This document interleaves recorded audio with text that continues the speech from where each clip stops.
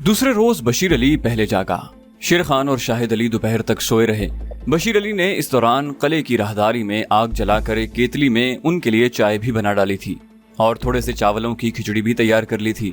दोपहर को उठकर शेर खान और शाहिद अली ने खिचड़ी खाकर चाय पी और किले के झरोके के पास खड़े होकर बातें करने लगे।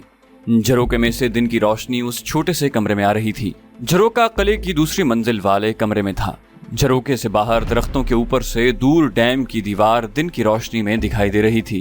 शेर खान ने कहा, आज की रात हम जितने भी सुराख डाल सके उनमें धमाका खेज महलूल जरूर लगा देना। जितना जितना काम होता जाए अच्छा है।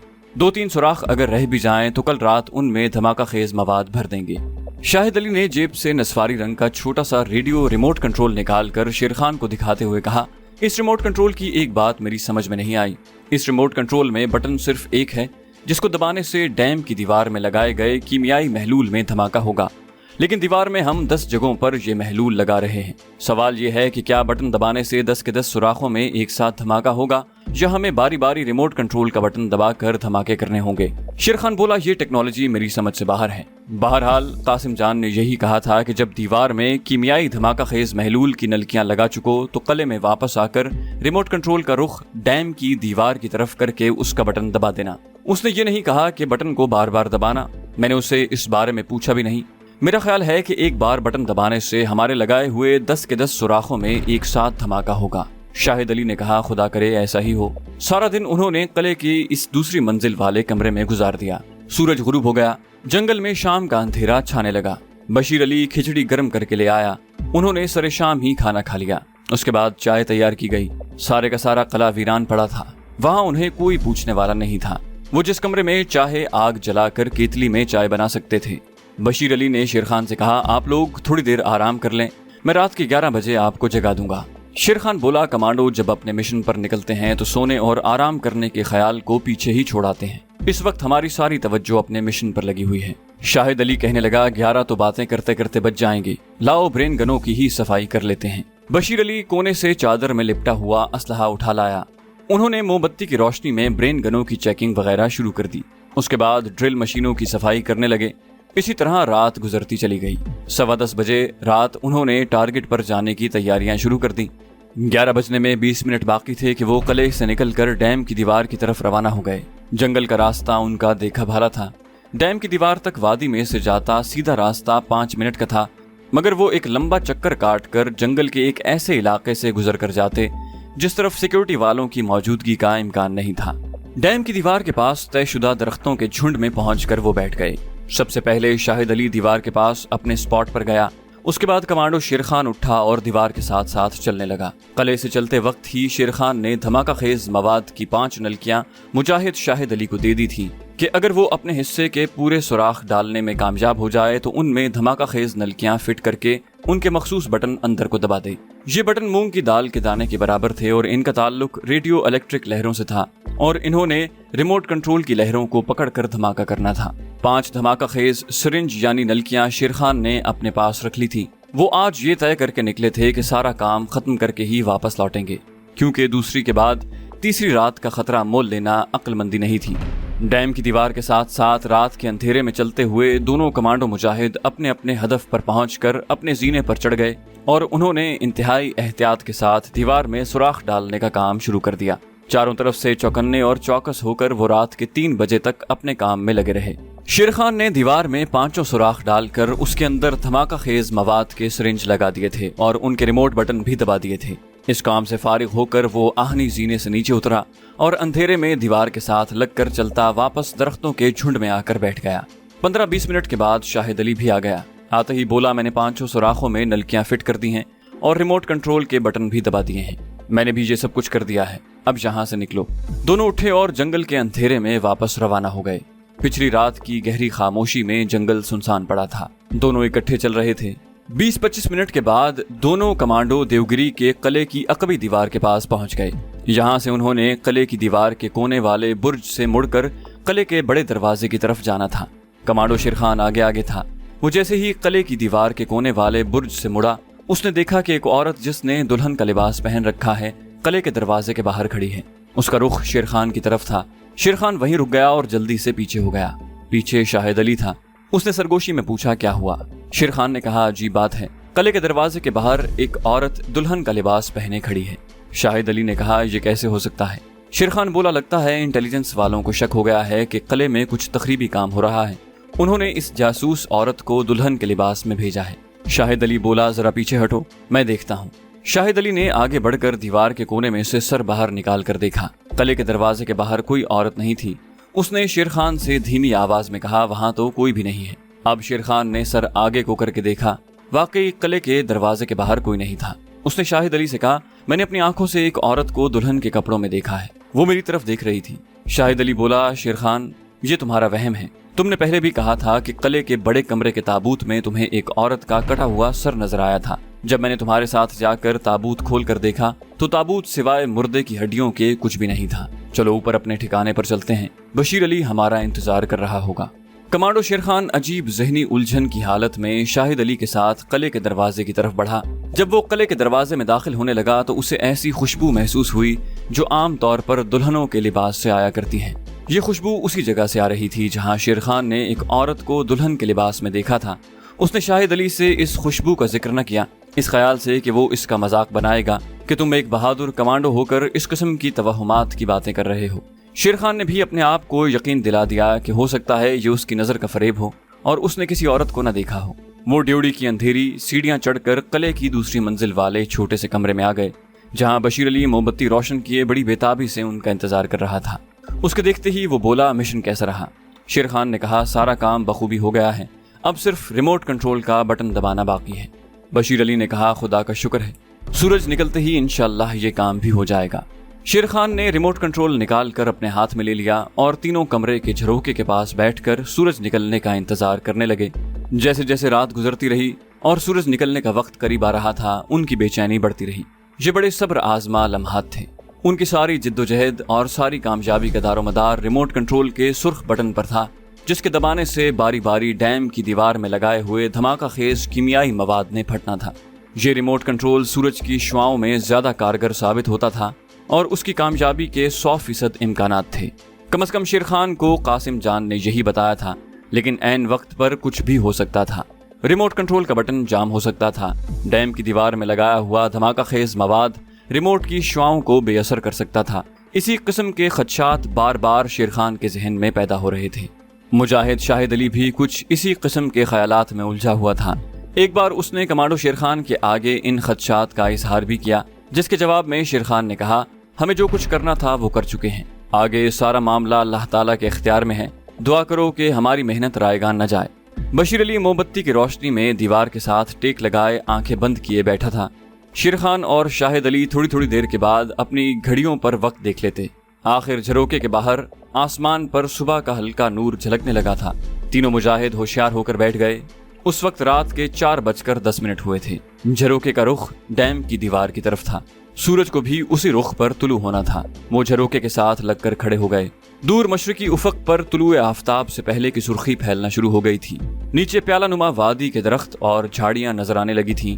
2 ट्रक नजर आए। एक ट्रक ज़ेर ज़मीन लेजर सैटेलाइट प्रोजेक्ट के सुरंग नुमा दरवाजे में से निकलकर ऊपर कच्ची सड़क की तरफ जा रहा था। दूसरा ट्रक सड़क की ढलान से उतरकर प्रोजेक्ट की सुरंग की तरफ बढ़ रहा था। डैम की देव पैकर दीवार अब साफ नजर आ रही थी। शेर खान और शाहिद अली की निगाहें मशरिकी उफक पर लगी हुई थीं। मुजाहिद शाहिद अली बेख्तियार बोला, या अल्लाह पाक, हमारी लाज रख लेना। कमांडो शेर खान खामोश था और उफक के किनारों को देख रहा था, जहां सूरज की अव्वलीन किरणें मशरिकी आसमान को रोशन कर चुकी थीं। शाहिद अली ने आहिस्ता से पूछा, क्या हमें पूरा सूरज निकलने का इंतजार करना होगा? शेर खान ने सूरज के रोशन सुर्ख किनारे को नमूदार होते देखते हुए जवाब दिया, हम इस वक्त बटन दबाएंगे जब सूरज पूरे का पूरा आसमान पर नमूदार हो चुका होगा।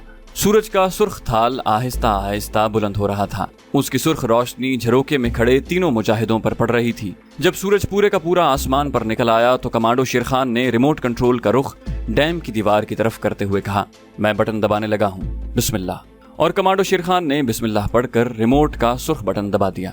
उस वक्त तुलू होते हुए सूरज की सुर्ख किरणें रिमोट पर पड़ रही थी। उनको यकीन था कि बटन के दबाते ही डैम की दीवार पर पहला धमाका होगा, लेकिन कुछ न हुआ। شیر خان اور شاہد علی مایوسی اور حیرت کے عالم میں ایک دوسرے کو دیکھنے لگے۔ شاہد علی نے کہا، شیر خان ایک بار پھر کوشش کرو۔ شیر خان نے ریموٹ کا رخ ڈیم کی دیوار کی طرف کر کے دوسری بار سرخ بٹن دبا دیا۔ اس کے ساتھ ایک کڑاکے کی آواز پیدا ہوئی جس سے ساری وادی گونج اٹھی۔ یہ ایسی آواز تھی جیسے کوئی آسمانی بجلی گرجی ہو۔ مجاہدوں کے چہرے خوشی سے چمک اٹھے۔ شاہد علی نے کہا، شیر خان دوسرے ٹارگٹ کو اڑا دو۔ شیر خان نے ریموٹ کا رخ بائیں طرف کیا اور سرخ بٹن دبا دیا۔ اس بار پھر وہی کڑاکا پیدا ہوا اور پھر زبردست دھماکے کی آواز آئی۔ ڈیم کی دیوار کے 2 شگافوں میں لگایا ہوا کیمیائی مواد پھٹ کر دیوار کو 2 جگہوں سے توڑ چکا تھا، مگر دیوار اتنی مضبوط تھی کہ ابھی تک ڈیم سلامت تھا۔ شاہد علی نے پریشان سا ہو کر کہا، دیوار نہیں ٹوٹی شیر خان، کام غلط ہو گیا ہے۔ کمانڈو شیر خان نے کوئی جواب نہ دیا اور تیسری بار بٹن دبا دیا۔ تیسرا کڑاکے دار دھماکہ ہوا۔ اب ساری وادی ڈیم کے خطرے کے الارم سے گونج اٹھی تھی اور وادی میں کئی فوجی گاڑیاں ادھر سے ادھر دوڑتی بھاگتی نظر آنے لگی تھی۔ دن کی روشنی چاروں طرف پھیل چکی تھی۔ ڈیم کی دیوار اسی طرح کھڑی تھی اور کسی شگاف میں سے پانی دیوار کو توڑ کر باہر نہیں نکلا تھا۔ کمانڈو شیر خان نے باری باری سارے شگافوں میں لگے ہوئے دھماکہ خیز کیمیائی مواد کو بٹن دبا کر اڑا دیا۔ کیمیائی مواد ضرور اڑ گیا تھا، مگر ڈیم کی دیوار اسی طرح کھڑی تھی اور کسی جگہ سے پانی دیوار کو توڑ کر باہر نکلتا دکھائی نہیں دے رہا تھا۔ لیکن ایسی بات نہیں تھی۔ یہ مجاہد ڈیم کی دیوار سے بہت دور قلعے کے کھنڈر کے جھروکے میں کھڑے تھے۔ ڈیم کی دیوار کے ساتھ ان دھماکوں اور کڑاکوں نے جو سلوک کیا تھا، اسے ڈیم کی سیکیورٹی کے فوجی اور حفاظتی عملے کے لوگ ڈیم کی دیوار کے اوپر جنگلے کے ساتھ ادھر ادھر دیوانہ وار بھاگتے ہوئے دیکھ رہے تھے کہ دیوار کئی جگہوں سے تڑک چکی ہے اور دیوار گڑگڑاہٹ کی آواز کے ساتھ لرزنا شروع ہو گئی ہے۔ ڈیم کے سارے عملے میں افراتفری کا عالم تھا۔ ہنگامی حفاظتی تدابیر اختیار کی جا رہی تھی۔ خطرے کا الارم مسلسل چیخ رہا تھا۔ پھر ایک بھیانک آواز بلند ہوئی۔ یہ آواز ایسی تھی جیسے کوئی بہت بڑا پہاڑ اپنی جگہ سے اچھل کر سمندر میں جا گرا ہو۔ اس وقت شیر خان، بشیر علی اور شاہد علی نے دیکھا کہ دور ڈیم کی دیوار میں ایک جگہ سے پانی کی کئی 100 فٹ لمبی دھار دیوار توڑ کر باہر کو نکل آئی تھی۔ اس کے فوراً بعد ایک اور دھماکہ ہوا اور ڈیم کی دیوار کے دوسرے شگاف کو توڑ کر پانی کی طوفانی اور بہت موٹی اور لمبی دھار باہر کو نکل آئی۔ شاہد علی نے کمانڈو شیر خان کے دونوں ہاتھوں سے کندھے پکڑتے ہوئے کہا، شیر خان خدا نے ہماری دعا سن لی ہے، ڈیم ٹوٹ رہا ہے۔ جھانسی کی خفیہ تنظیم کا رضاکار مجاہد بشیر علی بھی یہ سارا منظر دیکھ رہا تھا۔ کہنے لگا، ہمیں اب زیادہ دیر یہاں نہیں ٹھہرنا چاہیے، فوج اس سارے علاقے کو گھیرے میں لے لے گی۔ شیر خان نے کہا، جب تک ڈیم ٹوٹ نہیں جاتا اور پانی کا سمندر زیر زمین پروجیکٹ میں داخل نہیں ہو جاتا، ہمیں اس جگہ ٹھہرنا ہوگا۔ اتنا زیادہ انتظار نہ کرنا پڑا۔ ڈیم کی دیوار 10 جگہوں سے ٹوٹ چکی تھی اور ذخیرہ کیے ہوئے کروڑوں ٹن پانی کا دباؤ جب دیوار پر پڑا تو دیوار اس دباؤ کو برداشت نہ کر سکی اور دیکھتے ہی دیکھتے ریت کی دیوار کی طرح بیٹھ گئی اور کروڑوں ٹن پانی طوفانی سمندر کے ریلے کی طرح دیوار کے چٹانی پتھروں کو خس و خاشاک کی طرح اڑاتا ہوا طوفان نوح کی طرح وادی کی طرف بڑھا۔ یہ ایک قیامت خیز طوفانی منظر تھا جس میں پانی کی طوفانی موجوں کا شور، ڈیم کے الارم، فوجی گاڑیوں کی بھاگ دوڑ اور فوجیوں کی چیخو پکار کے شور میں گڈمڈ ہو رہا تھا۔ ڈیم کا پانی طوفان خیز سمندر بن کر وادی میں آ گیا اور شور مچاتا، جھاگ اڑاتا، جھاڑیوں اور درختوں کو اکھاڑتا زیر زمین لیزر سیٹلائٹ پروجیکٹ کی سرنگ کی ڈھلان پر کئی 100 فٹ فی سیکنڈ کی رفتار کے ساتھ چیختا چنگھاڑتا سرنگ میں داخل ہوا اور اس نے سرنگ کو فرش سے لے کر چھت تک اپنی لپیٹ میں لے لیا اور زیر زمین تہہ خانے اور پروجیکٹ کی لیبارٹریاں اور ان کا ساز و سامان، وہاں پر کام کرتے عملے کے لوگ چند سیکنڈ کے اندر اندر ڈیم کے سیلاب میں غرق ہو گئے اور وہ کسی کو مدد کے لیے بھی نہ بلا سکے۔ ڈیم کے سیلاب نے چند لمحوں میں پیالہ نما وادی کو پانی سے لبریز کر دیا۔ جہاں پہلے درخت، جھاڑیاں اور فوجی گاڑیاں دوڑتی بھاگتی نظر آ رہی تھی، اب وہاں پانی ہی پانی تھا، سمندر ہی سمندر تھا۔ اب مشن کو اپنی آنکھوں کے سامنے کامیاب ہوتے دیکھ کر تینوں مجاہد کمانڈو شیر خان، بشیر علی اور مجاہد شاہد علی قلعے کے دوسرے دروازے سے نکل کر جنگل کے مشرقی کنارے کی طرف چلنے لگے۔ ڈیم کے پانی کا سیلاب اب قلعے کے بڑے دروازے کی طرف بڑھ رہا تھا۔ جنگل سے نکل کر وہ روہت گڑھ کے اسٹیشن کو جانے والی سڑک پر آئے تو وہاں دور انہیں کئی فوجی گاڑیاں کھڑی نظر آئیں۔ بشیر علی نے کہا، ہمیں اس طرف سے نہیں جانا چاہیے، میرے ساتھ آؤ، اور وہ شیر خان اور شاہد علی کو لے کر ایک گھاٹی میں اتر گیا۔ تینوں مجاہد مشرقی ٹیلوں سے ہوتے ہوئے روہت گڑھ کے اسٹیشن پر پہنچ گئے۔ بشیر علی اور شیر خان دیہاتی لباس میں تھے جبکہ مجاہد شاہد علی سپیرے کے بھیس میں تھا۔ اسٹیشن پر بھی عجیب افراتفری مچی ہوئی تھی۔ ڈیم کی تباہی کی خبر یہاں تک پہنچ چکی تھی۔ ریلوے پولیس کے علاوہ ملٹری پولیس کے جوان بھی ادھر ادھر دوڑ بھاگ کر رہے تھے۔ تینوں کمانڈو مجاہد منصوبے کے مطابق ایک دوسرے سے الگ ہو کر پلیٹ فارم پر بیٹھے جھانسی کی طرف جانے والی ٹرین کا انتظار کر رہے تھے۔ ٹکٹ انہوں نے خرید کر رکھ لیے تھے۔ दूर बैठकर भी वो एक दूसरे की खबरगिरी कर रहे थे। जगह जगह प्लेटफॉर्म पर मुसाफिर टोलियों में डैम की तबाही के बारे में बातें कर रहे थे। ये बहुत बड़ी तबाही थी, बहुत बड़ा सानेहा था। ये बात शेर खान और शाहिद अली से पोशीदा नहीं थी कि झांसी तक इस सारे इलाके में पुलिस और मिलिट्री इंटेलिजेंस और फौजी चौकस हो गए होंगे। अगरचे वो सपेरे और देहाती लिबास में थे, इसके बावजूद बेहद मोहतात रहकर झांसी तक सफर करना था। ट्रेन आकर रुकी। तीनों कमांडो मुजाहिद अलग अलग डिब्बों में एक दूसरे को देखते हुए सवार हो गए। ट्रेन चल पड़ी। झांसी तक 50 किलोमीटर का सफर था। ट्रेन झांसी पहुंची तो कमांडो शेर खान को प्लेटफॉर्म पर कुछ खिलाफे मामूल सा माहौल महसूस हुआ। ट्रेन के रुकते ही वो डिब्बे से निकलकर उन डिब्बों की तरफ देखने लगा जहां मुजाहिद, शाहिद अली और बशीर अली सवार हुए थे। दूसरे मुसाफिरों के साथ वो भी डिब्बों से बाहर आ गए। उन्होंने भी दूर से कमांडो शेर खान को देख लिया था और पहले की तरह यहाँ भी अलग अलग होकर प्लेटफॉर्म के गेट की तरफ बढ़े। कमांडो शेर खान के तजुर्बे ने बता दिया था कि यहाँ मामला कुछ गड़बड़ है। चुनाचे उसने प्लेटफॉर्म के गेट की तरफ जाने की जल्दी न की और दूसरे मुसाफिरों के पीछे रुक रुक कर चलने लगा। उसने अपने साथियों की तरफ देखा, वो भी कुछ फासले पर मुसाफिरों के साथ गेट की तरफ बढ़ रहे थे। उनके आगे बढ़ने से साफ जाहिर हो रहा था कि कमांडो शेर खान की तरह उनमें से किसी ने खतरे की बू महसूस नहीं की। प्लेटफॉर्म के गेट के करीब आकर अचानक कमांडो शेर खान ने फौज के 10-12 सिपाहियों को गेट की दूसरी तरफ ड्योढ़ी में खड़े देखा। 2 फौजी अफसर गेट से निकलकर मुसाफिरों को बड़े गौर गौर से देख रहे थे। जिस मुसाफिर पर उन्हें जरा सा भी शक पड़ता उसे रोककर ड्योढ़ी में फौजी जवानों के हवाले कर देते। फौजी सिपाहियों के पास पहले से 2 मुसाफिर चुपचाप मगर घबराए हुए खड़े थे। जाहिर है उनसे पूछगिछ की जाने वाली थी। भारत का एक बहुत बड़े डैम के साथ उनके एक अहम तरीन जेर जमीन खुफिया लेजर सैटेलाइट प्रोजेक्ट की तबाही हुई थी। पुलिस और फौज के इंटेलिजेंस जिस कदर सख्त इकदामात करती वो हक बजानिब थी। ये ट्रेन रोहितगढ़ से आ रही थी और इसी जगह डैम गर्क हुआ था। फौज की सख्त सिक्योरिटी को दूर ही से देखकर कमांडो शेर खान एक तरफ होकर खिसक गया और एक लोहे के चौकोर सुतून की आड़ में खड़े होकर बशीर अली और शाहिद अली को तकने लगा, क्योंकि वो गेट के बिल्कुल करीब पहुंच चुके थे। वहां पहुंचकर उनकी नजर फौजी सिपाहियों पर पड़ी, मगर अब देर हो चुकी थी। वो गेट पर आ गए थे और फौजी अफसर ने भी उन्हें देख लिया था। बशीर अली तो आम देहातियों के लिबास में था और चूंकि उस इलाके का रहने वाला था इसलिए वहां के देहातियों की जबान आसानी से बोल लेता था। शाहिद अली सपेरे के भेस में था और उस इलाके की देहाती जबान से उतना वाकिफ नहीं था। फौजी अफसर ने बशीर अली को गहरी निगाह से देखा और उसे देहाती समझकर जाने दिया। जब शाहिद अली सपेरे के भेस में उसके करीब से गुजरने लगा तो फौजी अफसर ने उसे रोक दिया। उसने शाहिद अली से पूछा, कहाँ से आ रहे हो? रोहितगढ़ से आ रहा हूँ हुजूर। शाहिद अली ने उस इलाके के सपेरों की जबान बोलने की कोशिश करते हुए कहा। हिंदू फौजी अफसर भी उसी इलाके का रहने वाला था और वहाँ के सपेरे किस लहजे में बात करते हैं वो ये जानता था। उसने शाहिद अली से दूसरा सवाल किया, नाम क्या है? शाहिद अली ने अपना जो नाम पहले से सोच रखा था वो बता दिया। फौजी अफसर ने पूछा, रोहितगढ़ में तुम क्या करने गए थे? शाहिद अली ने कहा, महाराज जी वहाँ जंगल में सांप पकड़ने गया था जी। फौजी अफसर भी मिलिट्री इंटेलिजेंस का अफसर था। समझ गया कि ये सपेरा नहीं है बल्कि सपेरे के भेस में कोई और ही शख्स छुपा हुआ है। उसने कहा, तुम्हारा लहजा सपेरों वाला नहीं है, सच सच बता दो कि तुम कौन हो और कहाँ से आ रहे हो।